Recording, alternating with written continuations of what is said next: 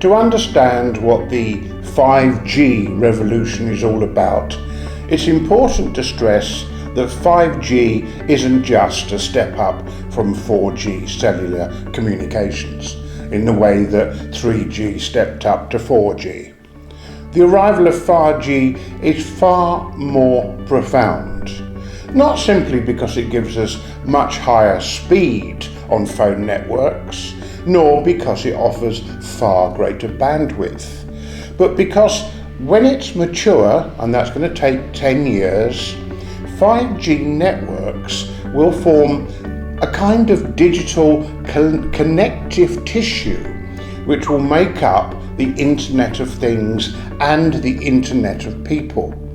To give you an example, in a busy city, a dense and mature 5G network would allow a large hospital to become semi-distributed, which means that 30% of patients could possibly stay at home in their home beds and be treated as if they were inpatients in hospital.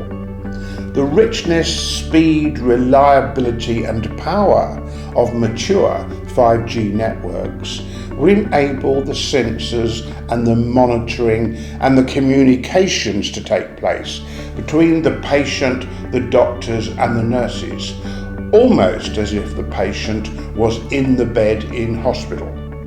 Obviously, some physical visits will be needed for personal services and so on, the giving of injections.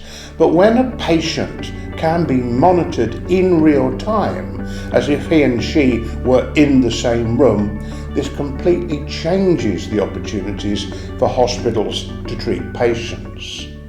Let me give you another example.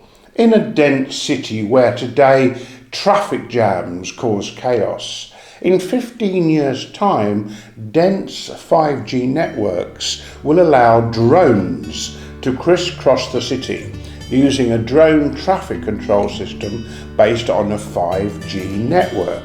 All of the airspace will be divided into cubes, say 300 meters across, and this will enable every drone to occupy the cubes and never risk straying into a cube of airspace that's already occupied. The rollout of 5G phone systems is going to be relatively slow. Although we can have some 5G in big cities today, to completely rebuild the cellular network across a nation and across a region is going to take many years. And it won't be until 5G networks are mature and established that we'll really begin to see the main benefits of super fast communication and super reliable communication. But when it is complete, perhaps 10 years from now, we will then see a period in which we actually have a digital infrastructure, the smart environment that we've been talking about for decades. And that is going to lead to changes in almost every element of public transport, the way we get about, the way we look after the elderly, the way we look after our health. In essence, 5G is the nervous system, the central nervous system and the network nervous system of our digital future.